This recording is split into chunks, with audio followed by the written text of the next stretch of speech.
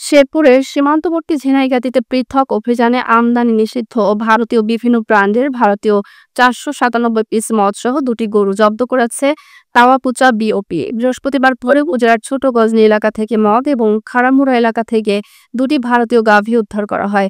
Mymensingh battalion ৩৯ বিজির অধিনায়ক lieutenant colonel Mohammad সাম্পির Hasan Majumdar জানান, গোপনে সংবাদ পেয়ে তাওয়াকুচা বিওপির ক্যাম্প কমান্ডার নায়েব সুবেদার রবিউল ইসলামের নেতৃত্বে বিজিবির দুটি টহল দল পৃথক অভিযান চালিয়ে ছোট গজনী এলাকা থেকে ভারতীয় ৪৯৭ পিস মদ এবং খারামুড়া এলাকা থেকে দুটি গরু জব্দ করা হয়।